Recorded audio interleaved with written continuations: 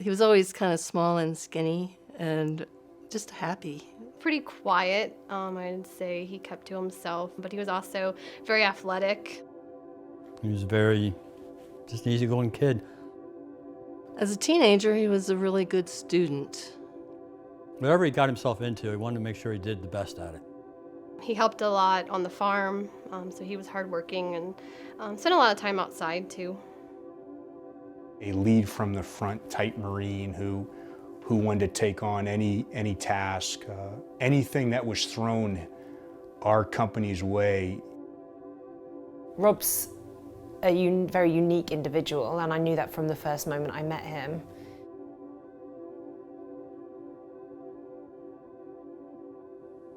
On July 22nd, 2010, I was doing my job. I was trying to find an IED, and I was hit by the IED, and that resulted in double above knee amputations of both my legs. Rob, who identified threats to his due west, started to maneuver and confront those threats. And in that process, he stepped on an improvised explosive device. After I got hit, I was unconscious for maybe 20 seconds or so, and I woke up and all I could hear was my own screaming. It was interesting because my body, I wasn't telling my body to scream. It was just doing it on its own. Like it had, my conscious and my subconscious had totally disconnected from each other, and my body was just doing something, and maybe my conscious mind was kind of pulled back in order to maybe save itself from damage or something. So when I first heard about Robbie's injury, it was from two Marines knocking on the door, which no mother with a son overseas wants to see. But I was so relieved to hear that it was just an injury. I was glad he was alive, because you always think the worst when you get that phone call. And then I just wondered what his life was going to be like.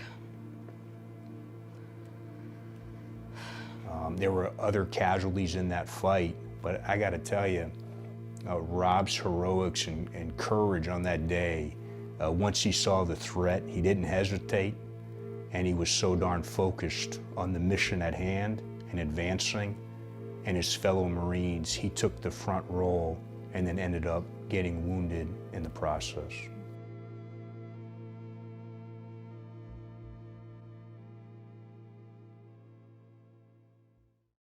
First things first, we gotta design a workout program to get on our feet again.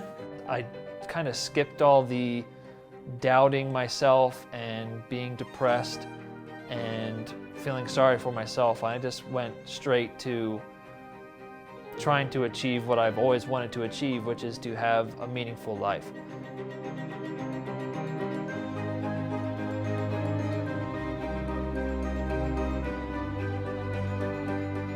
So pretty quickly, I looked into different sports that I could participate in, and I found out about rowing, and I found out that it was in the Paralympics. And it just worked out. There was a group doing rowing and helping the disabled veterans with rowing, and he hooked up with them, and they hooked him up with Oksana, who was his partner. She was also a double amputee. We trained for 9 or 10 months, and we went to London and we competed in the mixed double sculls in the Paralympics, and we got a bronze medal there. Oh, just so proud. Proud for him, happy for him and her, because they'd worked so hard. And to have it come to that conclusion was awesome. Of course, they could have been gold, but I think bronze was good. I think what the rowing did was it gave me a goal that I could reach for. One of the big milestones when you're in recovery is relearning how to run. It was so difficult, and it's something that I probably shouldn't really be all that good at, but I wanted to be good at it because I shouldn't be good at it. So I decided my next challenge could be something running related because I kind of had a talent for it. Started off with, oh, these are quite good cities, maybe these would be good places to go run, and then linking them together and going, oh, this would be a good route around the country going from these cities to these cities. I think my first thought was this is going to be a really difficult one, trying to do 31 of these in 31 days. It's not impossible, it's improbable. It's amazing. It's incredible to me.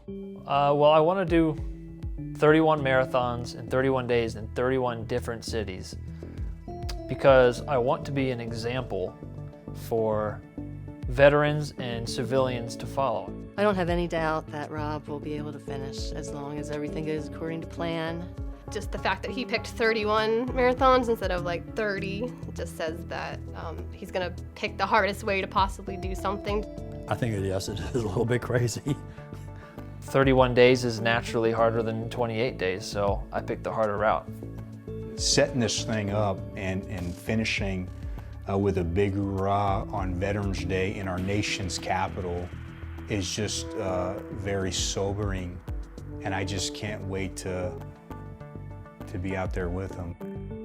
And I think he's just a great role model for people, whether you're in the military or you're a civilian. He's a very caring, loving person, as well as determined.